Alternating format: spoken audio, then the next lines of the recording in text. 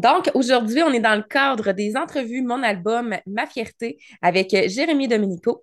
Donc, moi que j'ai connu il y a déjà quelques années. Donc, c'est un ami à moi qui vient de sortir son album et j'avais le goût de vous le présenter parce que je trouve ça vraiment intéressant. C'est vraiment quelque chose qui sort de l'ordinaire, je trouve, son genre musical. Donc, j'ai vraiment hâte de vous le présenter. Donc, on va discuter, oui, de son dernier album qui vient de sortir, mais on va discuter aussi de son parcours musical. Puis son lancement d'album, d'ailleurs, était quand même tout récemment, donc le 28 janvier, si je ne m'abuse, 2025, à la salle de spectacle Le Ministère. C'est bien ça? Oui, le 28, la semaine dernière, là, le mardi dernier, donc c'est passé très vite. Merci beaucoup, Tricia, de me recevoir. Ça me touche beaucoup après Merveilleux. toutes ces années. Oui, donc on va écouter un petit extrait, si tu veux bien, avant de débuter l'entrevue, puis ensuite, on va y aller avec quelques questions en rafale. Donc, bonne écoute à tous. Au reflet de mystère, ont vu en moi un soupçon d'insouciance. Ses cheveux en cascade coulant sur ses hanches, je lui aurais offert mon cœur en offrande. Venu d'un pays au bout des Amériques, qui se tient bien fier la tête aux tropiques. En ses veines coulent des fleuves d'argent, y a les pieds sous la neige refroidis par les vents. Alors, j'ai décidé de présenter ce petit extrait-là pour commencer, étant donné que c'est le nom également de ton album. Donc, on pourra y revenir tout à l'heure pourquoi ce nom d'album-là. Mais tout d'abord, j'aime beaucoup poser la question aux artistes que j'invite, à savoir d'où te vient ton amour de la musique et du chant. Donc, c'est parti d'où ça? Alors, moi, quand j'étais petit, je chantais beaucoup comme beaucoup d'enfants. Par contre, quand j'ai eu 10 ans, là, ça remonte à quand même plusieurs années. Là, en 2004, j'ai eu un professeur au primaire extraordinaire qui s'appelait Jackie le peintre. Et puis, il nous accompagnait tous les matins avec son accordéon et il nous faisait chanter. Puis c'est à peu près à l'époque où est sorti le film Les choristes. Alors, ça m'a beaucoup, beaucoup marqué ce film-là. Et après, quand l'année scolaire a terminé, je continuais toujours à chanter, à chanter. Alors, j'ai commencé à prendre des cours rapidement. C'était beaucoup du chant classique avec une mezzo-soprano incroyable qui était à l'époque à Gatineau, René Lapointe. Et j'ai développé beaucoup ma voix comme soprano à l'époque, hein? Comme un petit garçon, Ouais, une petite avant la voix. mue, là. C'est ça. Puis j'ai fait beaucoup de projets quand j'étais plus jeune. Puis après la mue, par contre, bien, j'ai dû arrêter de chanter, mais la musique est restée dans ma vie, dans ma tête, toujours dans mon cœur parce que c'était vraiment une façon pour moi de m'exprimer. Et puis, quand ma voix d'adulte est arrivée, ben là, j'ai pu reprendre les rênes vraiment de ma voix, puis réapprendre à chanter, tout ça, puis ça n'a jamais arrêté de faire partie de qui je suis. Et ça m'amène à dire, est-ce que tu as arrêté de chanter parce qu'à ce moment-là, tu n'aimais plus du tout ta voix à cause que justement c'était en transition? Parce que j'ai quand même quelques étudiants des fois qui n'ont pas encore mué, puis c'est toujours comme un dilemme. Ils se disent, ben là, avec la mue, tu sais, est-ce que j'arrête de chanter ou au contraire, je continue à perfectionner ma voix? Parce que je sais que ça peut être traumatisant. Moi, des fois, j'essaie de les préparer tranquillement à ça, puis de leur dire, ben, tu sais, ta voix va changer, tu vas peut-être perdre un peu d'aigu, mais tu sais, tu vas développer des graves et tout ça. Fait que est-ce que c'est vraiment pour ça que tu as arrêté à ce moment-là? Oui, ça fonctionnait juste plus. À un moment donné, quand tu grandis, tu as 13, 14 ans, puis là, tu es rendu avec un petit Pedro, une moustache, tout ça, puis là, je sais pas, tu as une voix encore d'enfant et tout, ça fonctionnait plus. Puis, tu sais, à un moment donné, il y a des voice cracks, donc c'est mieux juste d'arrêter de chanter, peut-être un certain temps. Moi, je conseillerais à mes élèves, là, j'ai certains élèves aussi là, qui sont encore tout jeunes, qui ont leur voix d'enfant, si on veut. Et puis, peut-être pas 3 ans, mais tu sais, un an, 6 mois, un an et demi, juste voir comment suit le corps et tout. Puis c'est important de pas trop forcer les choses non plus parce que c'est quelque chose qui est en construction comme tout le reste de notre corps quand on est adolescent. Puis je pense que ben, moi, j'en ai profité justement pour apprendre à jouer d'autres instruments de musique, simplement. Donc je pense que c'est une occasion pour ça. J'ai appris à jouer du saxophone parce que c'est l'instrument qui ressemble un peu le plus à C'est l'émission de vrai. la voix humaine. Là. Vraiment, quand on souffle dedans, c'est Mm. comme presque comme chanter. Puis du piano aussi, puis bon, d'autres passions qui me sont venues. Puis bon, je pense que c'est important de continuer à faire de la musique, mais ça veut pas dire que c'est définitif puis qu'on va plus jamais chanter, là, pas du tout, vraiment pas. Mm. Le titre de ton album, on l'a dit tout à l'heure, s'appelle Un monde à l'envers. Donc, d'où est venu le titre de cet album-là? J'ai envie de t'entendre là-dessus. Alors, c'est un peu un jeu de mots, si on veut, parce qu'un monde à l'envers, ça peut être un monde qui est tout croche, qui est tout brisé, tout ça. Et c'est un peu le cas. Il y a certaines chansons qui parlent de ça. Par exemple, la première, le Vivre avec son temps. Donc, c'est des thèmes qui sont, c'est pas super dramatique ni déprimant, mais c'est des thèmes qui évoquent, parfois, on peut re-questionner un peu le monde dans lequel on vit. Et puis, aussi, ben, naturellement, par mes origines argentines et québécoises, c'est vraiment ça, là, un peu le jeu aussi, parce que là-bas, c'est comme en Argentine, si on était la tête à l'envers. Dans Mafalda, dans la bande dessinée Mafalda, à un moment donné, ils jouent avec ça, comme s'ils ont la tête en bas et en hémisphère nord, on a la tête en haut. Et finalement, ben, dans l'espace absolu, on est tout un peu la tête n'importe où, là.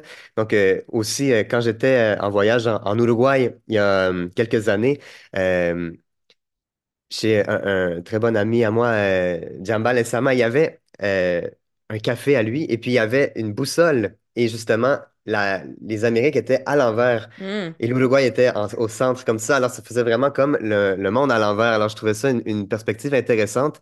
Puis ouais, finalement, vu que c'est des rythmes argentins, mais chanté en français, c'est comme si c'était tout vraiment mis à l'envers, tout tissé à l'envers. Donc, c'est un ouais. peu tout ça, les motifs qui m'ont fait choisir ce titre-là finalement. Ah, merveilleux, c'est vraiment intéressant. Est-ce que c'est toi d'ailleurs qui as composé tous les textes, toutes les musiques de ces chansons-là sur ton album? Alors, sur mon album, il y a 5 chansons. Il y en a une que j'ai choisie en hommage à mon grand-père parce que mon grand-père, Tito, c'est lui qui m'a tout appris sur le tango et tout ça. Puis, il m'a vraiment inculqué sa passion pour ce monde merveilleux. Et je voulais lui rendre hommage par l'interprétation d'une chanson de son compositeur préféré, Francisco Canaro. Donc, cette chanson-là est troisième piste là, sur l'album. Et à part ça, oui, les textes sont de moi. C'est laquelle, excuse-moi?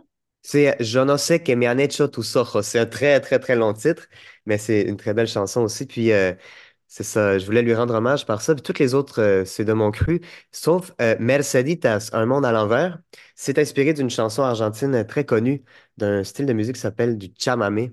C'est du 3 contre 2, c'est un rythme assez particulier. Et puis, on a tout déconstruit ça avec mon merveilleux guitariste Francis Tétu pour rebâtir ça. Puis, c'est une chanson de 1941. Merceditas. Puis moi, ça m'a beaucoup inspiré pour rendre hommage aussi à cette chanson-là par toute l'histoire qui est traitée. Et puis musicalement aussi, j'ai comme développé davantage l'idée, les thèmes musicaux, puis ça a donné vraiment ce résultat-là, donc un monde à l'envers. Hmm. Donc, est-ce que tu parlais de ton guitariste, est-ce que tu as une équipe avec toi qui t'a aidé à la production de cet album-là ou tu as vraiment produit ça de façon autodidacte? Alors, certaines de ces chansons-là, je les ai écrites il y a assez longtemps. Je dirais presque un peu plus que 10 ans, même 2014-2015. Puis d'autres sont venus plus récemment dans le processus créatif. Et c'est vraiment Francis Tétu qui m'a aidé à réaliser mon album. Il y a un studio chez lui extraordinaire. Lui, c'est vraiment un virtuose de la guitare. Il joue aussi d'autres instruments. Et puis, avec ben, ses amis à lui, puis des contacts qu'on a, ben, on a pu engager certains musiciens. Puis ça a fonctionné un peu comme un laboratoire avec lui parce que ça a pris plusieurs années, hein, ce processus-là. Donc, des fois, aujourd'hui, avec les sons de midi, des fois, on peut juste se donner une idée. Ça sonne pas si mauvais le midi aujourd'hui. Alors, on essayait, est-ce que ça serait pas pire d'avoir cet instrument-là? Puis on essayait des choses, on partait dans une recherche de son, puis ça a donné vraiment euh, beaucoup de créativité là, dans nos recherches. Puis c'est vraiment Francis qui m'a beaucoup épaulé là-dedans. Et sinon, ça a été produit entièrement par moi. Puis il y a eu beaucoup d'acteurs autour de moi, là, par contre, qui ont été clés comme musiciens, comme interprètes sur l'album aussi. Ouais, ça m'amène à te poser la question, est-ce que c'est toi qui as été chercher tes musiciens en fait? Est-ce que c'est toi qui as recruté par exemple Francis, puis là, après ça, vous avez regardé ensemble dans vos contacts quel musicien qui pourrait fitter finalement avec, dans le fond, tes couleurs, tes sonorités à toi? Ça a été un peu des deux parce que Francis, c'est quelqu'un qui roule sa bosse depuis un bon moment et puis il a de très, très bons contacts, très bons amis aussi. Donc, pour justement, comme tu as évoqué, pour un son qui me serait spécifique, ben là, il m'a dit, hey, ça serait pas pire de demander à telle personne et tout ça. Donc, par exemple, Francis Covent est venu. Francis Covent, c'est un violoniste et accordéoniste incroyable. On peut l'entendre sur deux des pièces. Et en ce moment, il est en tournée pour le Cirque du Soleil, mais c'est ça, lui, il est venu nous donner une touche très particulière à certains solos. Pour ces instruments-là dans les pièces. Puis pour les autres contacts, il y a eu Jérôme Leblanc-Cyr, notre ami du Cégep de Drummondville, qui est venu faire les claviers, donc sur deux des Ouais. titres aussi. Donc c'est ça, c'est un peu des deux, je dirais, mais surtout Francis de ses merveilleux contacts et ses, sa vision aussi du projet, là, c'est super. Tu parlais de son MIDI. Est-ce que tous les instruments qu'on peut entendre sur l'album, c'est vraiment des vrais instruments ou il y en a certains qui c'est des sons MIDI? Est-ce que tu as vraiment été chercher les musiciens pour chacun des sons ou je pense qu'il y avait même aussi des clappements de main, tu sais, est-ce que ça, c'est vraiment des vrais clappements qui ont été faits ou... Ça, c'était amusant parce que on essayait de synchroniser ça, mais c'est volontairement pas ensemble pour que ça soit naturel. Donc, je dirais que 80% du son est des vrais instruments, sont des vrais instruments. Il y a certains sons de basse ou de percussion, comme des gros bass drums qu'on est allé chercher qui sont peut-être pas authentiques, mais sinon on a tout refait avec des vrais instruments, parce que pour moi, c'est un facteur d'authenticité très important, le fait que ce soit des sons réels, ou en tout cas dans la mesure du possible, le plus proche possible d'un son réel, parfois parce que c'est des instruments auxquels on n'a pas accès nécessairement. Ouais. Euh, il y a l'autre extrême, et il y a aussi Vivre avec son temps, la première pièce qui ouvre l'album. Ça, c'est juste des sons réels, là. Mm. C'est des flûtes. Il y a à peu Ouais. près. Il y a comme 8 flûtes différentes, 8 tracks de stéréo. Fait que c'est pas toutes les mêmes notes qui jouent, plein C'est de flûtes, super des beau. Andes.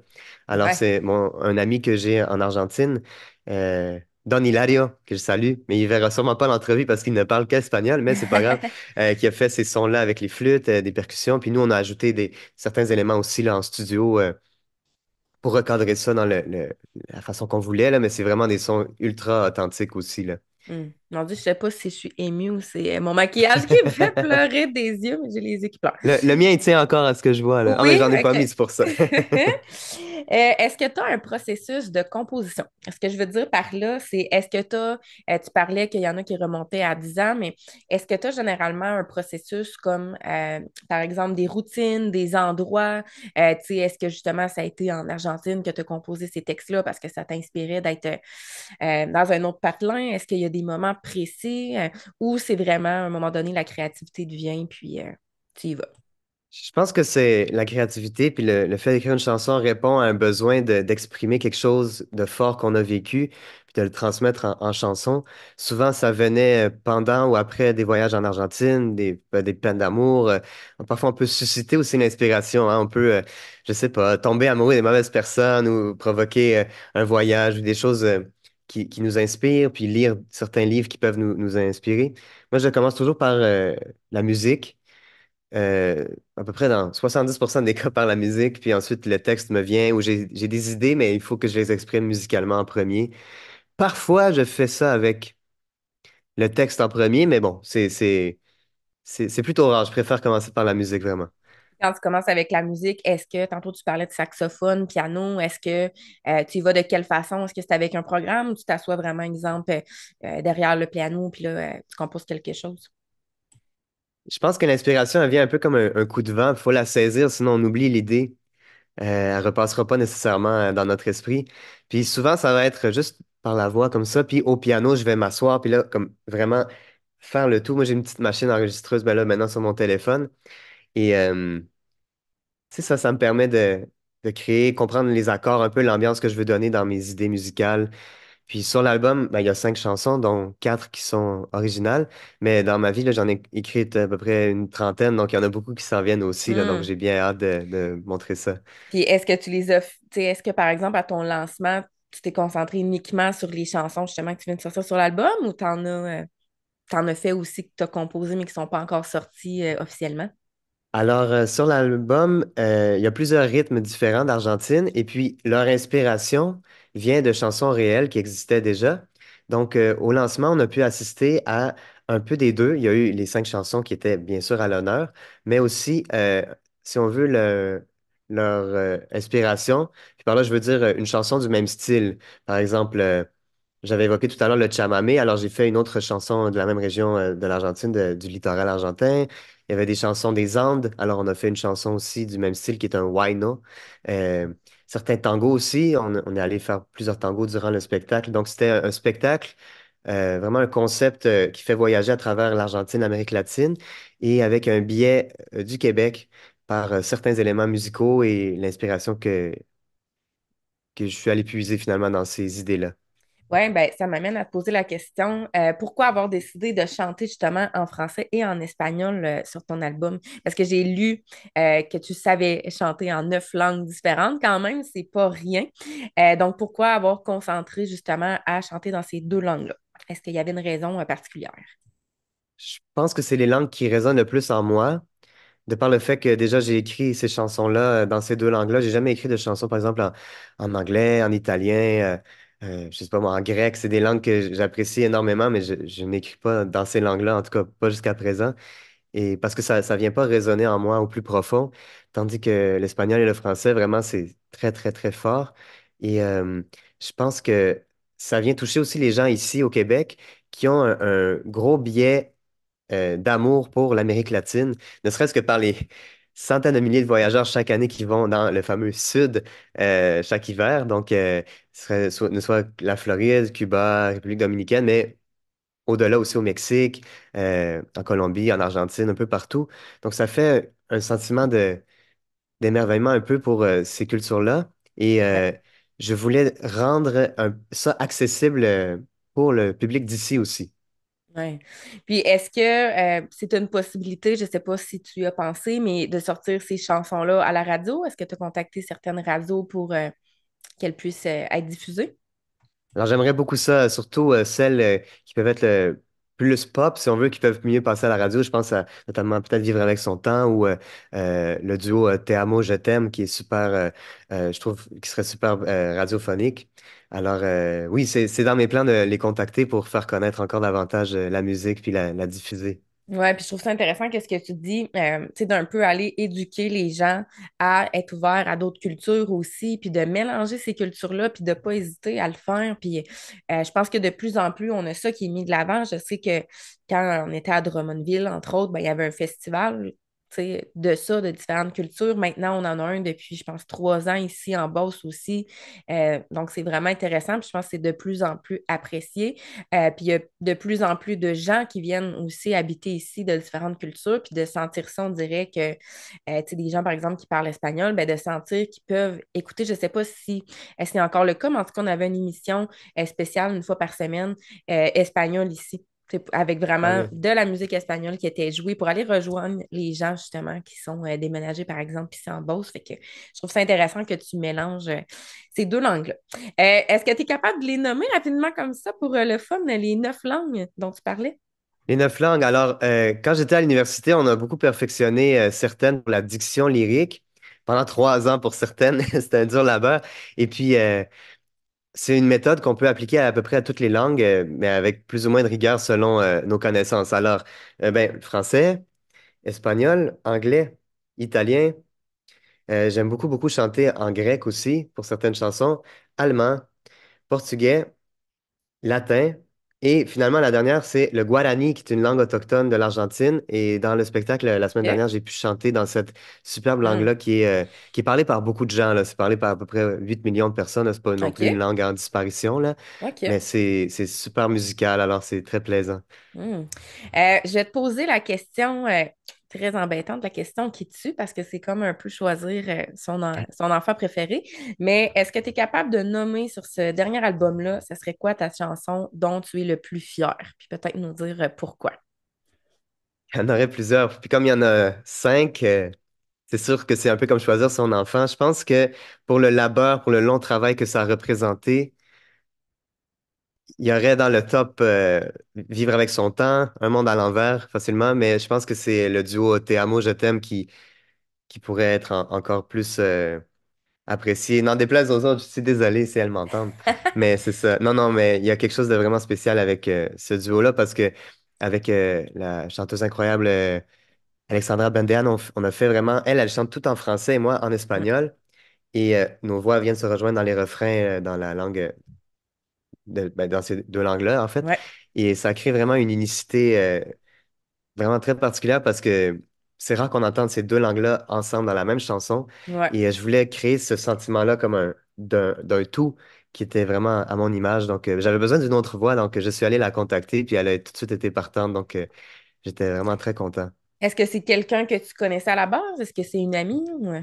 Pas beaucoup de réputation seulement. Puis quand je l'ai abordée, elle a toujours été très positive au projet, tout ça. Donc j'étais très content. Puis elle était très bonne à faire des harmonies vocales, justement. Donc Ouais. c'était propice. C'est quelqu'un qui aime aussi beaucoup danser, puis beaucoup la musique d'ailleurs, la musique latine. Elle est roumaine d'origine, donc elle a beaucoup d'ouverture ben, à ce niveau-là. Donc ça permet aussi de découvrir d'autres univers. Donc c'est super. Hmm. Donc, on va justement aller écouter quelques extraits de ton album. Donc, on va débuter avec Vivre son temps, qui est justement, je crois, la première pièce de l'album.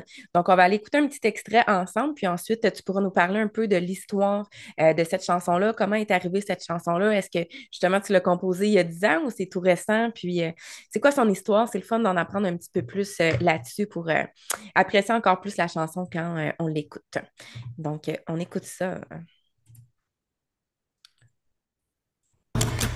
Il faut vivre avec son temps, exister au rythme de l'instant présent, vivre à tout prix, le montrer tout le temps, quitte à oublier qui je suis vraiment.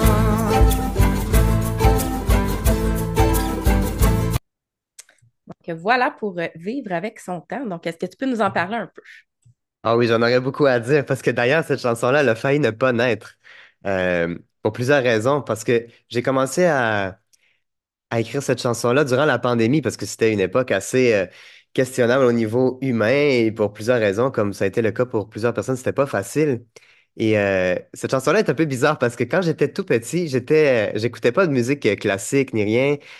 Pardon, j'écoutais pas de musique populaire vraiment à la radio, mais j'écoutais juste de la musique classique. J'écoutais la chanson française, des choses comme ça que ma mère m'a fait découvrir. Et c'était particulier parce que quand j'allais à l'épicerie, j'entendais des chansons qui passaient à la radio. Mais là, moi, je me souviens, en l'an 2000, il y avait une chanson qui s'appelle Who Let the Dogs Out? Oui, OK, Who? Ouais. ouais, Puis là, j'ai ouais. demandé à ma mère, mais qu'est-ce que ça veut dire? Qu'est-ce que c'est? Puis j'avais à peu près 6 ans. Puis elle m'a dit, j'ai aucune idée. Elle m'a dit, elle avait pas comprendre. Elle a juste dit comme vivre avec son temps. Elle avait juste dit cette phrase-là. Fait que là, j'étais comme, OK. Puis OK. c'est resté là pendant des dizaines d'années parce que ça fait super longtemps, tu sais, de 2000 à peu près jusqu'à 2020. Hmm. Cette idée-là m'est restée comme vivre avec son temps. Vivre avec son temps, qu'est-ce que ça veut dire? Puis ça n'a aucun rapport les deux chansons, là, mais j'ai écrit, Ouais, musicalement je parle, là, mais comme j'ai écrit ouais. ça avec cette phrase qui m'était restée. Et OK. puis, alors cette chanson-là, ça a été compliqué parce qu'on voulait vraiment des sonorités des Andes. Un peu comme la référence qu'on a beaucoup au Québec ou en tout cas dans la francophonie, c'est les cités d'or. Ouais. Alors, c'est ça, mais on voulait les vraies sonorités. Alors, j'ai eu la chance de rencontrer il y a 2 ans Don Hilario, qui est venu ici chez moi, qui demeurait chez moi pour un beau festival, une vitrine musicale sur la musique du monde qui s'appelle Mondial Montréal. OK. Il est venu avec sa compagne, qui est une amie de ma famille, Niña del Monte. Ils sont venus de plein centre de l'Argentine, de la campagne, et ils sont venus ici, puis ça a été une belle rencontre, une belle connexion. Et c'est lui qui a fait donc toutes les flûtes, toutes ces choses-là. Et le jour qu'il allait m'envoyer les arrangements de ça, il partait pour l'Italie le lendemain. Son ordi a explosé. Ah. Vraiment, il fonctionnait plus, puis il n'arrivait pas à le rallumer. Puis là, il avait comme perdu toutes les tracks qu'il avait fait parce que c'est beaucoup de Oh my couches God. de flûte et de tout, Ouais. de tous les sons. Puis il a failli tout perdre. Puis là, ben, finalement, il a réussi, je sais pas par quel miracle, à récupérer ça. Puis il me l'a envoyé, mais ça a failli ne pas exister. Tout ce Hmm. beau travail-là, ça aurait été perdu. Ouais. Alors, terrible. My God. Hmm. C'est intéressant parce qu'au début, quand tu as dit Who Let the Dogs Out, j'essayais vraiment de chercher le lien entre les deux, là, musicalement, comme tu dis, ou tu sais, au niveau de l'histoire ou quoi que ce soit, parce que c'est intéressant aussi. Des fois, je le dis souvent à mes étudiants, des fois, on va avoir des pièces qui sont super rythmées et tout ça, mais quand tu commences à regarder le texte, la chanson, exemple, est vraiment triste. Donc, si tu te fies juste à la musique, tu es comme, ah, la chanson est joyeuse, mais des fois, c'est pas ça, tu sais. Fait que c'est intéressant, justement, d'aller voir un petit peu plus en profondeur, des fois, quand on comprend pas qu'est-ce que la chanson veut dire ou quand c'est pas dans notre langue maternelle, là. Mhm. Donc voilà. Est-ce que tu avais autre chose à dire pour celle-là ou on passe au prochain extrait? Petite dernière chose, ça a peut-être rapport avec les goûts de chacun, hein? Parce qu'on peut écouter la musique que nos parents écoutent, des choses comme ça, les musiques qu'on découvre. Je pense que quelque chose qui est bien important quand on est un artiste, c'est d'écouter un peu de tout, puis d'élargir vraiment ses goûts, même si c'est pas Ouais. ça qu'on fait comme style de musique. Puis c'est un peu pour ça que j'ai écrit cette chanson-là, parce que moi j'ai des goûts, j'écoute la vieille musique, la musique des années 30, j'écoute des fois de la musique classique, j'écoute du pop aussi, mais toujours des choses assez anciennes, jamais, pratiquement jamais actuelles. Ouais, Donc, c'est pour ça que j'ai écrit aussi Vivre avec son temps, parce qu'il faut, ouais, il y a une phrase qui dit nostalgique d'une époque que je n'ai pas connue, mais je refuse d'oublier que je dis dans le premier couplet. Donc, ouais. c'est un peu ça, souvent les luttes sociales, les goûts, la musique, le Mm, tempérament des gens, des choses comme ça. Donc, c'est un peu pour ça que je l'ai écrite, oui. ouais. On va passer au prochain extrait qui est Un monde à l'envers, donc justement le titre de ton album. On en a écouté un petit bout en début d'entrevue, donc on va aller écouter un autre petit bout La désormais. suite. Voilà, la suite. On dirait un monde à l'envers, pas le paradis, encore moins l'enfer. Comme un ange tombé sur la terre, Merceditas est venue pour me plaire. Je voudrais qu'elle m'emmène pour toujours avec elle. Aller où ni les astres ne nous servent de repère pour unir nos deux cœurs, comme deux aimants s'attirent, comme deux amants s'admirent pour trouver leur bonheur. Donc voilà, quelle est son histoire à celle-là? Alors, son histoire, c'est l'histoire d'un musicien en 1940 qui fait une tournée qui s'appelle Ramon Sixto Ríos. Il fait une tournée dans une partie de l'Argentine qui s'appelle La Pampa, mais dans une province qui s'appelle Santa Fe. Et ce lieu-là s'appelle un peu la Pampa Gringa parce qu'il y a beaucoup de Blancs, beaucoup des gens d'Europe du Nord, des gens aux cheveux blonds, aux yeux verts.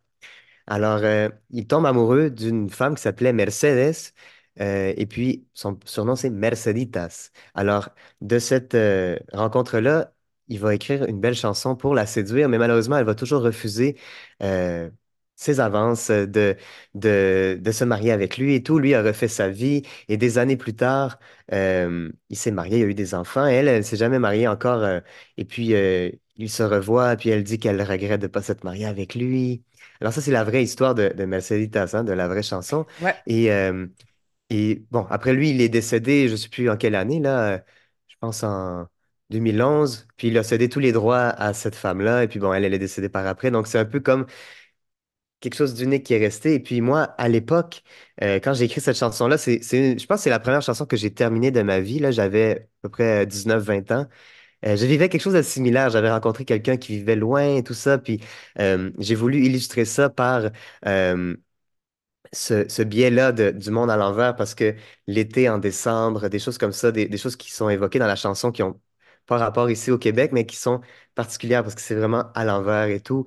Euh, et je voulais illustrer un peu cette histoire d'amour à l'époque. J'étais tout jeune, je voulais que ça reste un peu comme une photo d'un sentiment que j'avais à l'époque, puis c'est resté dans cette chanson-là finalement. Et Mm. quoi de plus beau qu'un un chamamé, une chanson rythmée comme ça, mais qui peut être langoureuse aussi par Ouais. le, les thèmes abordés, hein? Donc, Mm. c'est ça. Absolument. Parce que dans le fond, c'est ça, c'est inspiré d'une chanson, mais est-ce que c'est comme le même comme beat si on veut, puis toi, t'as adapté, t'as mis d'autres paroles ou c'est vraiment comme juste inspiré, t'as repris des petits bouts? Il y a une citation de la chanson, dans la chanson, comme vers la fin, là, Ouais. une phrase, c'est ça, ça met un peu l'ambiance et tout. Mais c'est vraiment, l'idée musicale est très, très, très simple. Et moi, j'ai ajouté plein, plein, plein de choses et tout ça. Puis, tu sais, j'ai changé des paroles aussi. J'ai adapté. C'est vraiment un hommage à cette chanson-là de Mm. Ramon Sixto Ríos et de cette histoire-là, finalement. Là, en Mm. tout point, c'est une chanson très connue du chamamé en Argentine. Les gens qui écoutent du chamamé, OK. euh, c'est pas mal dans le top 5 là, des chansons les plus connues de ce style-là. Là. Donc, OK. Donc, c'est très connu. elle a été reprise, j'imagine, par plusieurs artistes aussi. Ah, énormément. Depuis Mm. 1941, là, elle a eu l'occasion d'être Mm. refaite des centaines de fois, oui. On va écouter la chanson que tu parlais tout à l'heure, qui est Ti amo, je t'aime, que tu fais en duo justement avec celle-là qui est ton coup de cœur, comme tu disais tout à l'heure. Donc, on va en écouter un petit extrait, puis on pourra en reparler par la suite. Dejemos cantar nuestro corazón en nombre del amor. Dejemos soñar nuestras almas escapando el dolor.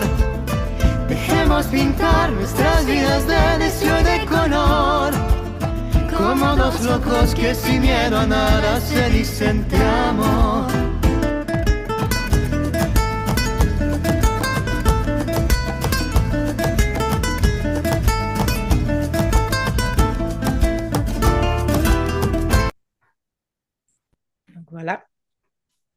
Je t'écoute à ce sujet. Ça, c'est la première chanson qu'on a faite avec Francis, qu'on a terminée. Hein, c'est déjà beaucoup de guitare, comme Francis est un guitariste incroyable. Je pense qu'il s'est senti dans son environnement et tout ça. On s'est beaucoup amusé avec ça. Tu parlais des claps tantôt.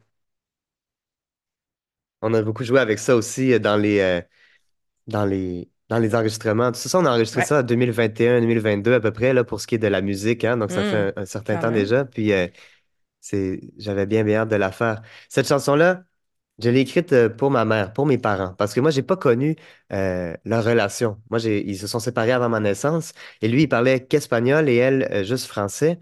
Et donc, je me suis posé la question, comment est-ce que leur relation pouvait exister s'ils parlaient aucunement la langue de l'autre, hein? Donc, ça a été un peu l'inspiration pour cette chanson-là. J'ai écrit ça en 2015, là, ça fait assez longtemps. Et puis, c'est ça, c'est devenu comme une réponse.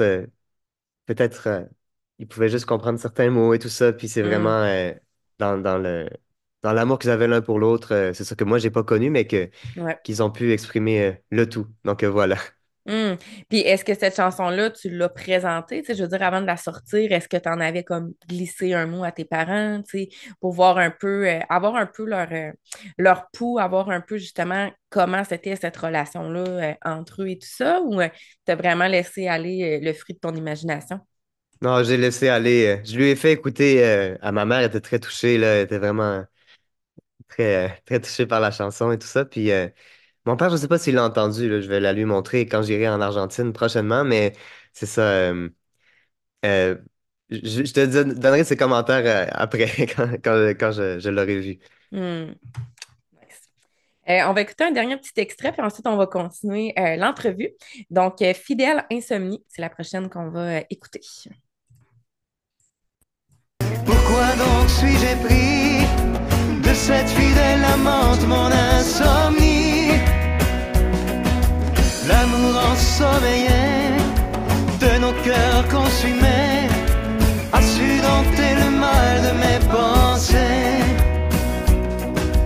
Dans la nuit, dans le monde, rien n'est jamais pareil. Il y a les chats qui bouffonnent, le nid des tourterelles. Y a Donc, est-ce que justement ça part des insomnies ou c'est vraiment juste un jeu de mots puis c'est zéro ça que ça parle en fin de compte? Non, non, ça part vraiment de ce qui est évoqué. Quand j'étais allé au Chili et en Argentine en 2017, puis je voulais sauver de l'argent en dormant à l'aéroport pendant à peu près 22 heures. Parce que j'ai pas dormi pendant 52 heures. J'ai sauvé à peu près 1000 $ en faisant ça, My mais God. j'ai pas dormi du tout. Puis suite à ce voyage-là, là, ça fait quand même 7 ans. Je dors un peu mal. J'ai fait tout ce que j'ai pu pour dormir. Puis j'étais fâché de l'insomnie. J'arrive pas à dormir. Pourquoi, là, demain matin, il faut que je me lève, tout ça. Puis c'est venu que Ouais. je me dis non. Je vais m'en faire une alliée à cette insomnie-là. Puis je lui ai écrit une chanson. Puis depuis que j'ai écrit la chanson, je dors un peu mieux. Ah. Donc c'est ça. Puis par rapport aux sonorités, en Argentine, ce qu'il faut savoir, c'est que c'est une des plus grosses, un des plus gros marchés du rock. Surtout à Buenos Aires. La génération à peu près de mon père, c'est celle qui écoute le plus ce qu'il appelle du rock national. C'est du rock en espagnol. Et je voulais avoir un petit peu cette sonorité-là, mais en même temps, il y a un petit rythme latin en arrière parce qu'on est allé chercher un peu de milonga quelque part, mais décousu. Pa, para, pa, pa, para, pa, pam, para, pa, avec la guitare électrique un peu vintage, on est allé chercher ça qui est comme un peu somnolente. Donc, c'est pas mal Hmm. tout ce que j'aurais à dire sur cette chanson-là. Je l'ai écrite assez récemment, je l'ai écrite en 2021, celle-là. OK, OK. Fait qu'il n'y en a pas nécessairement de vraiment hyper récentes sur l'album. En fait, non. C'est OK. toutes pas des vieilles affaires, mais des sentiments que je souhaite exprimer, faire entendre, puis chanter aux gens depuis à peu près Hmm. 10 ans ou plus récemment aussi. Ouais. Puis justement, ça m'amène à poser la question. Tu avais déjà sorti un album en 2007 portant le nom de Entre vous et moi.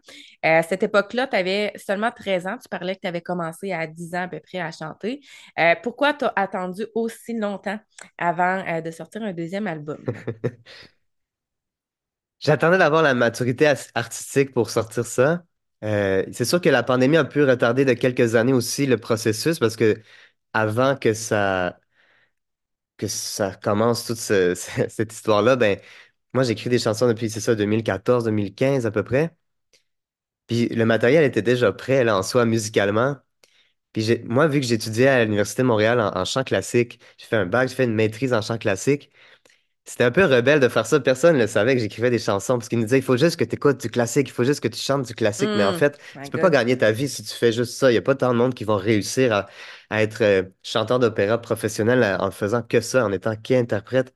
Faut Mm. apprendre à enseigner, à transmettre des choses, à faire des ateliers, puis à écrire de la musique, pourquoi pas exprimer qui on est. Ouais. Donc, c'est resté un certain temps. Puis c'est ça, j'attendais d'être, de me sentir mûr artistiquement, puis dans ma vie personnelle aussi, tu sais, pour sortir ça, puis être capable de défendre mon produit, tout ça. Donc, j'ai attendu longtemps, c'est vrai, mais je pense que ça m'a valu la peine parce que là, je pourrais sortir un autre album dans quelques mois déjà parce que j'ai déjà plein de chansons Ouais. qui attendent juste d'être entendues encore. Donc, Puis voilà. est-ce que tu chantes encore ces chansons-là? Est-ce que tu présentes encore ces chansons-là de 2007 à des gens ou sont vraiment plus cachées là, dans un tiroir maintenant? C'est tellement spécial parce que quand on a enregistré ça, ça a pris quelques mois, mais la dernière chanson qu'on a enregistrée, c'est un Pie Jesu de Weber, je pense. Mm, Et puis, c'est la chanson la plus aiguë du disque. Puis c'est la dernière mm, sur l'album, là. Il est pas sur les plateformes, malheureusement, mais c'était un défi vocal en soi. Puis moi, ouais, j'avais 13 ans, tu sais, puis ouais. ça sonnait vraiment bien, puis tout ça. Puis, tu sais, j'ai déjà réécouté l'album par après, puis le lendemain, j'ai commencé à muer. C'est fou, hein? Mm, Donc, j'ai jamais pu défendre vraiment cet album-là dans le sens d'aller le promouvoir davantage, plus que ça, parce que ouais. c'était déjà un peu trop tard. Puis, donc, c'est vraiment particulier. Est-ce que je l'ai fait encore en spectacle? Non, pas à date, mais il y en a quelques. Il y avait trois chansons originales qui n'étaient pas de mon cru, là. Ouais, J'étais pas assez mature émotionnellement et tout ça pour écrire ouais. des chansons, là, mais c'était toutes des reprises, tout ça, puis dans plusieurs langues, mais dans 5 langues quand même. Mais OK. il y avait trois chansons originales. Peut-être je pourrais les faire en spectacle éventuellement, mais ça déroge un peu de ce que je fais. C'est moins, Ouais. ça sonne moins latin, il y a moins le côté argentin derrière ça aussi, mais tout est possible, on sait C'était jamais. plus pop. C'est plus pop en français, les trois chansons qui étaient que- originales. Ouais. C'est faisable, je pourrais les faire. Ça fonctionne. Puis ça m'amène à te poser la question, est-ce que déjà à 13 ans, tu savais que tu voulais devenir chanteur professionnel, tu voulais faire ça dans la vie ou c'est pas plus que ça? Ah oui, oui, oui, vraiment. Depuis l'âge de 10 ans, vraiment, c'est juste ça que je veux faire dans la vie. C'est vraiment eu Ouais. la piqûre en tant que telle, là. Ah oui. Tu sais, Hmm. comme tous les enfants, j'ai pu avoir des goûts différents là, quand t'es plus jeune, tout ça, des intérêts. Mais là, depuis que c'est la musique, ça n'a jamais dérougi, là, vraiment. Là. Hmm. Puis, tu as fait des études en musique, c'est là qu'on s'est connus au Cégep de Drummondville. Tu as été aussi à l'université par la suite. Qu'est-ce que tu dirais que ça t'a apporté dans ta carrière en tant que chanteur d'avoir fait ces études-là? Est-ce que ça t'a ajouté un petit plus que peut-être si tu n'avais pas été là, tu n'aurais pas eu finalement? Dans la vie, on peut toujours regretter un peu nos choix, des choses comme ça, les re-questionner, tu sais. Ouais, Puis après ça, des fois, je retombe sur des vieux enregistrements, mettons, au début de mon étude universitaire, tout ça. Puis je me dis, non, j'ai bien fait d'aller là parce que j'ai quand même appris à maîtriser ma voix. Puis même si c'est pas exactement le style de musique que je fais par excellence, là, de la musique classique, du chant classique en ce moment, tu sais, ouais, mais ça me donne un plus parce que j'ai appris à maîtriser ma voix comme du monde. En principe, je me blesse pas. Puis, tu sais, j'arrive à chanter, j'ai une bonne endurance vocale quand je suis pas malade, évidemment, là, mais je veux dire, on a toutes nos faiblesses, mais dans le sens que je pense que ça, tout ça, je le dois vraiment au chant classique. Puis c'est un peu comme le ballet classique dans la danse, hein. Il y a des danseurs qui vont faire n'importe quelle danse, hip-hop, peu importe, mais s'ils ont ouais. une formation en ballet, ben, ça amène que tu as la pleine maîtrise de ton corps et tout. Puis la voix classique, ça aide justement de connaître son corps, connaître ton instrument qui est à l'intérieur de toi, puis le développer au Ouais. maximum, hein. C'est vraiment spécial. Absolument. Puis est-ce que justement tu t'es fait des contacts là, qu'aujourd'hui, si tu fais encore de la musique, tu parlais tantôt de Jérôme au piano, est-ce qu'il y en a d'autres avec qui tu as gardé contact que tu as refait de la musique ou parce que souvent, et c'est la réponse qui sort de plusieurs, les gens qui ont étudié en musique, que c'est vraiment une belle occasion de se faire des contacts. Je pense que c'est extrêmement important quand on fait des études pour les contacts, effectivement. Pour le parallèle, je connais des gens qui ont juste suivi des cours de l'enregistrement en privé, puis il leur manque vraiment ça. Puis c'est vraiment un écosystème. C'est pratiquement un milieu dans lequel, je dirais à peu près, même plus que la moitié des contrats qu'on peut avoir, c'est par des contacts. Parfois, on s'y attend pas, les gens viennent nous chercher, ça amène beaucoup ça. Euh, Dépendamment de la nature des événements que j'ai faits, j'ai pu retravailler avec certains collègues euh, que j'ai connu en chant, surtout à l'université.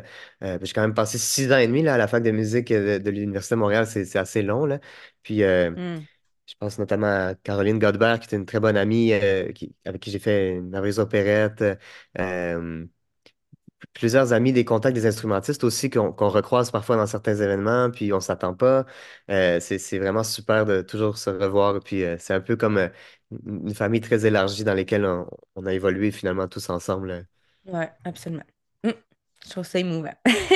Pour vrai, je trouve ça émouvant, je trouve ça beau qu'est-ce que tu dis parce que c'est vrai. Ça, c'est vraiment ça. C'est pas juste on va là, on fait comme notre petite affaire, on est tout seul, mais c'est comme tout ce que ça apporte au-delà de ça. Puis justement, j'en jasais avec Véronique Lambert, avec qui on a fait nos études au Cégep. Puis c'est ça qu'elle disait, tu sais. Ben, on dirait que quasiment plus beaucoup de gens, en tout cas, qui vont faire des études, en tout cas beaucoup moins qu'avant en musique. Puis, pourtant, ça apporte tellement, là, tu sais, Puis personnellement, là. j'ajouterais même que quand tu as, je sais pas moi, 16, 17 ans, 18 ans, quand tu vas au cégep, tu as une attitude, tu as un ego, tu as toutes sortes de traits de personnalité. À l'université aussi, là, tout à fait, quand tu Ouais, es jeune vingtaine, tu te construis comme adulte, ouais, comme interprète. Puis, veux pas, ta réputation, je veux pas dire qu'elle naît à cet endroit-là, mais tu apprends à gérer tes contrats aussi beaucoup à l'université ou ouais. au cégep. Parce que des gens qui ont des égos énormes, ils apprennent à se calmer. Des gens Ben qui oui, sont, qui ont pas confiance en eux, ben, ils apprennent à le faire quand même. Des gens qui doutent beaucoup, des gens tu sais, qui sont, qui remettent tout en question, tu apprends à gérer ça, puis finalement, ben, que tu fasses ou non ça par après, ben, ça reste là, mais ouais, tu apprends à gérer comment te pointer à un contrat, puis euh, comment être un humain, puis un musicien, un bon collègue aussi, là, avec les autres ouais, personnes sur scène, là, que absolument. ce soit pas Ouais, désagréable. Fait que je pense que ça joue beaucoup pour ça aussi. pas juste être une diva. Oui, ou un divan, là, pour certains, ouais. Ouais. On a aussi pu te voir à la semaine des 4 juillet où tu as atteint les demi-finales. Il y a un concours qui a été organisé à l'émission. Dirais-tu que ça t'a aidé à propulser ta carrière? Qu'est-ce que ça t'a apporté finalement, cette expérience-là? Faut juste se remettre dans le contexte. C'est la pandémie, il n'y a aucun spectacle qui est possible en personne. Tu peux faire des lives sur Facebook, là, mais je me dis, hey, là, je t'avais de finir ma maîtrise, puis là, je voudrais comme faire un boost, là, mais on peut pas rien faire. Fait que je me dis, un concours à la télé, voilà ce qu'il me faut. Alors, c'était pas mal la seule option. Puis, niveau carrière, est-ce que ça m'a apporté quelque chose? Par après, je pense, au sein des gens que je connaissais déjà, ça a donné une certaine légitimité à ce que je faisais. Puis, c'est en live, hein, c'est en direct, cette affaire-là.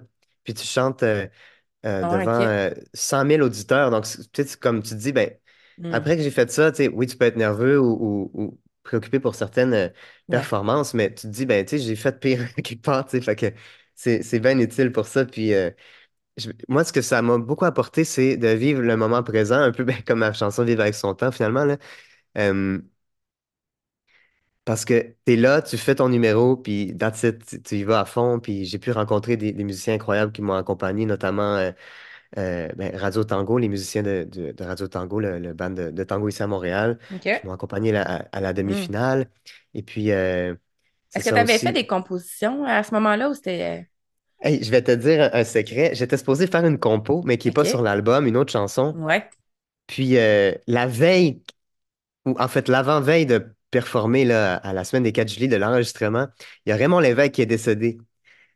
Puis moi, je me suis dit non, il faut que je lui rende hommage. C'est trop une personne importante au Québec, Raymond Lévesque, quand les hommes Ouais. vivront d'amour. Ouais.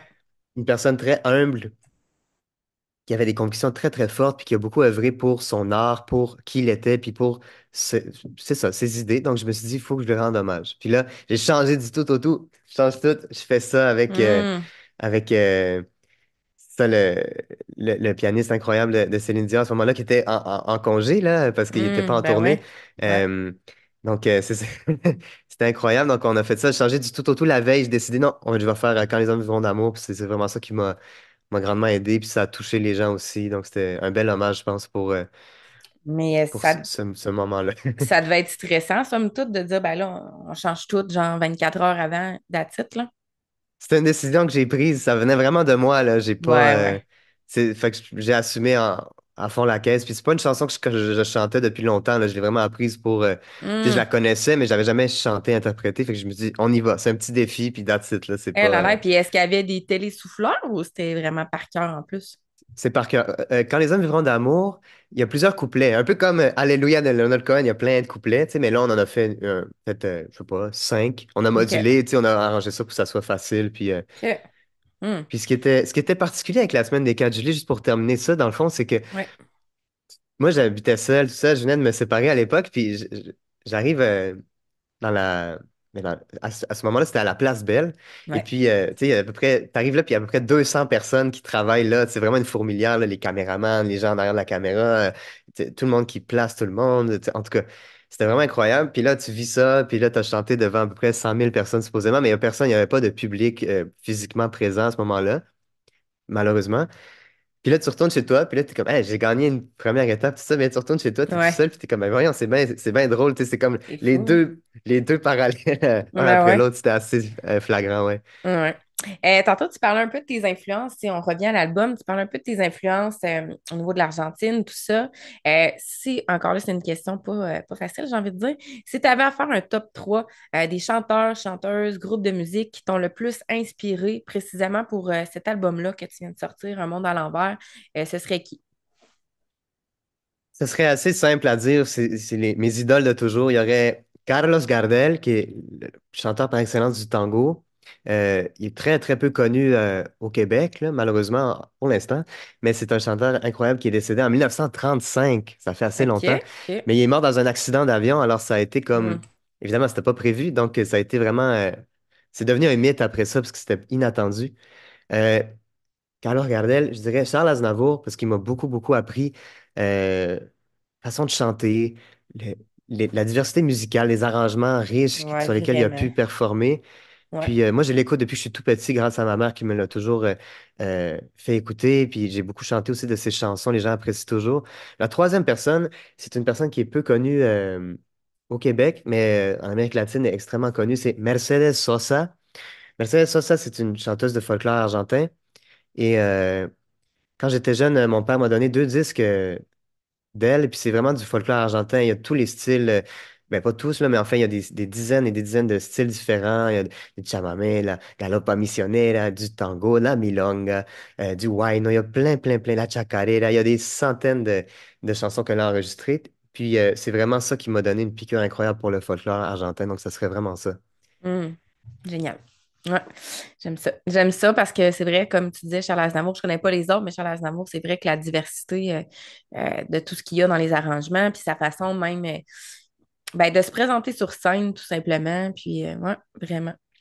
Quel conseil, en fait, quel serait le meilleur conseil que tu pourrais donner à quelqu'un qui veut se lancer dans un processus là, de projet d'album? Alors moi, j'aurais deux conseils à donner. Premièrement, c'est de s'assurer que de savoir toutes les étapes, d'être en pleine connaissance de toutes les étapes, puis quitte à s'asseoir avec les gens qui vont nous entourer là, pour leur demander, OK, là, au début, on va faire ci, ci, ça, puis tu sais, ne serait-ce que les maquettes, ensuite commencer à enregistrer, puis les musiciens ou peu importe, mais les vocaux, tout ça, puis le après aussi de l'album, la post-prod, le mixage, tout ça, être bien conscient de toutes les étapes. Si c'est quelqu'un qui n'a pas de ressources puis qu'il n'y a pas beaucoup d'argent, malheureusement, c'est super difficile à faire, mais c'est plus simple qu'avant parce qu'aujourd'hui, on peut faire ça. Il y a des gens, ils ont un petit studio chez eux, ils peuvent enregistrer assez simplement, puis ça peut Ouais. donner quand même quelque chose qui a de la gueule à entendre. Mm. Et puis sinon, ben, je pense que ça serait de s'entourer des meilleures personnes. Euh, tu pas nécessairement nos amis, mais des gens qui vont vraiment résonner avec nous du point de vue artistique, Ouais. puis que ça va vraiment cliquer. Il y a un feeling, puis tu vas avec ces gens-là. Mm, absolument. Puis tantôt, tu parlais, je pense que tu es allé en studio. Eh, mon Dieu, mes yeux, ils fournissent pas. Tu parlais tantôt, tu es allé en studio, tout ça. Est-ce qu'il y en a quand même des pistes ou des trucs de voix que tu as enregistrés directement à partir de chez toi ou ça s'est tout fait vraiment en studio, au même studio avec tout le monde? Moi, je suis allé en studio pour tout, sauf Francis Tétu, il a aussi fait plusieurs albums solo. Puis à un moment donné, j'ai écrit un poème qui voulait un truc en espagnol pendant une de ses chansons. Puis ça, je l'ai enregistré ben casanier là, chez nous. Là. Ouais, ouais, ben Enregistré, puis c'est un poème récité, là, mais c'est ça. ouais, ben justement, ça me fait penser, est-ce que c'est quelque chose que tu aimerais faire, ça, de composer pour les gens, que ce soit des textes, de la musique, ou est-ce que tu l'as déjà fait? Comme j'ai écrit pas mal de chansons jusqu'à date, j'aimerais moi, j'aurais grand plaisir que d'autres personnes les chantent, mes affaires. Quand c'est très personnel, puis que c'est un truc vraiment Argentine, Québec, tu sais, je pense que je suis la meilleure personne pour chanter ça aujourd'hui, en tout cas. Mais si les gens veulent le refaire, moi, je suis super content. Par contre, d'écrire pour quelqu'un, mais je voudrais vraiment m'immiscer dans son univers pour respecter puis honorer qui elle est, la personne comme artiste. Ça serait un Ouais. beau défi. Je me donne ce défi-là peut-être pour cette année, de Ah, trouver quelqu'un merveilleux. pour lui écrire une chanson. Merveilleux. Ton rêve, justement, en tant qu'artiste, ce serait quoi? À court, moyen, long terme, peu importe, là. Et là, je viens juste d'accomplir un grand rêve de sortir cet album-là. Comme tu as évoqué, c'est plusieurs années d'ailleurs, ce travail-là. Donc, juste de l'écouter, puis de l'avoir entre les mains, entre les oreilles, c'est déjà un rêve qui est accompli. Maintenant, moi, je veux donner aux gens, donner beaucoup au public, aux spectateurs.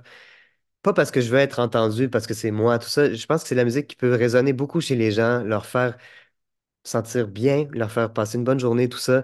Les changer, les toucher vraiment, peut-être se glisser sous leur peau, les transformer, ne serait-ce que par écouter ma musique ou aller voir mon spectacle. Je veux beaucoup donner aux gens, j'ai beaucoup investi pour cet album-là, émotionnellement, monétairement et en temps aussi. Donc, je continue à faire ça beaucoup pour que les gens puissent découvrir ce que j'ai à offrir aussi, mais pas pour Hmm. moi, vraiment pour eux, pour qu'ils puissent Ouais. vibrer avec moi, puis qu'on puisse sentir ça tous ensemble, puis partager des moments incroyables à chanter ensemble et tout ça. Ouais. Hmm. L'entrevue tire à sa fin. Donc, ça m'amène à poser la question, où peut-on écouter ton album? Où peut-on se procurer ton album? Je savais d'ailleurs pas que tu avais des copies physiques. Donc, à quel endroit on peut l'acheter? À quel endroit on peut l'écouter? Alors, l'album est disponible sur toutes les plateformes pour être écouté, ne serait-ce Spotify, Apple Music, Amazon. Là, je peux les dire sans accent argentin aussi. Shoto, ouais, YouTube. Tout est disponible un peu partout où est-ce que sur votre plateforme préférée. J'ai des copies physiques, effectivement. Beaucoup quand je fais des spectacles, j'aime les vendre après. C'est les gens aiment garder un souvenir physique. Si jamais vous me croisez sur scène, ben, ça va être un plaisir de que je puisse vous les procurer. Sinon, ben, vous pouvez m'écrire aussi là, sur mes réseaux. Je pense que je suis assez facile à trouver, ne serait-ce que sur Facebook, Instagram. Puis, on pourrait organiser ça. Je pourrais vous l'envoyer moyennant, ben, c'est sûr, un frais là, pour l'album en tant que tel, mais je les vends pas cher. Alors, il y a 5 chansons, ça dure à peu près 20 minutes cet album-là. Écoutez, mais ça te transporte, ça te transforme pas mal de ce qu'on m'a dit, ce que les gens m'ont dit. Oui, Donc, absolument, c'est je suis d'accord. un beau moment à écouter, enfin. Je suis d'accord. Ça me fait penser, j'avais pas ça dans mes questions, mais tantôt tu disais que tes parents se sont séparés avant ta naissance. Donc, l'espagnol, est-ce que tu vivais dans le fond seulement avec ta mère, seulement avec ton père? Est-ce que tu l'as appris de par toi-même? Tu sais, c'est quoi ta langue vraiment maternelle? Est-ce que c'est le français ou l'espagnol? Ma langue maternelle, c'est le français, puis je l'ai parlé comme unique langue jusqu'à peu près l'âge de 16 ans, OK. parce que j'ai grandi seul avec ma mère, et puis ma mère est prof de français, de littérature, alors elle m'a beaucoup inculqué l'amour pour notre belle langue, et l'espagnol est venu plus tard, mais il a toujours fait partie de ma vie, c'est juste que je le maîtrisais pas. Ma mère m'avait appris quelques mots, des mots OK. qu'elle se souvenait d'avec mon père, et Ouais. c'est vraiment à l'âge de 16 ans, quand j'ai fait mon premier voyage en Argentine, que j'ai pu aller à la rencontre de ma famille qui se trouve là-bas, de mes Ouais. racines, et puis de tout cet univers incroyable qui Ça a se... été vraiment C'est ça. autodidacte dans le fond. Ah oui, complètement. Ah, Puis my God. ma grand-mère, moi je suis resté là 2 mois la première fois, puis c'était Ouais. en immersion totale. Ma grand-mère, elle cuisinait, puis elle me parlait, me racontait des histoires sur la famille, mais tu sais, tout en espagnol. Donc je me suis vraiment imbibé de cette Hmm. langue-là. Donc ça a été vraiment très, très fort, puis très touchant comme moment. Les premiers voyages, j'avais Ouais. un peu encore de difficulté à m'exprimer, mais je voulais vraiment faire partie de moi. Puis les chansons que j'ai écrites en espagnol m'ont servi à dominer cette langue-là finalement, qui est la mienne aussi. Hmm. Ce serait quoi tes projets justement pour les prochains mois, les prochaines années? Qu'est-ce que tu vises? Alors, faire beaucoup, beaucoup de spectacles, diffuser cette musique-là, puis la musique autant qui est mienne que celle qui a été de mes influences, qui se trouve sur mon spectacle Un monde à l'envers. Et d'ici peut-être la fin d'année, je vais retourner en studio pour enregistrer pas des créations, mais ça va être des chansons justement du spectacle, des chansons connues argentines, des choses que les gens aiment écouter, des tangos, toutes sortes de choses. Et puis suite à ça, ben on va voir où ça va me mener. Mais j'aimerais aussi évidemment refaire un album avec mes créations, peut-être encore plus long, tu sais, un album de 10 pièces peut-être, ça serait Ouais, super. ouais. Puis écrire une chanson pour quelqu'un, comme tu as dit Oui, tantôt. écrire une chanson pour quelqu'un, de vivant de préférence. Ouais, ouais, ouais. Ouais. Absolument. Ouais, parce que c'est un peu weird, quelqu'un de mort qui chante ta chanson. Non, mais en hommage, tu sais, à quelqu'un, Ouais, je c'est mieux comprends. quelqu'un qui va l'interpréter. Ouais, ouais, C'est absolument. ça. Absolument. En terminant, Jérémy, où peut-on te suivre?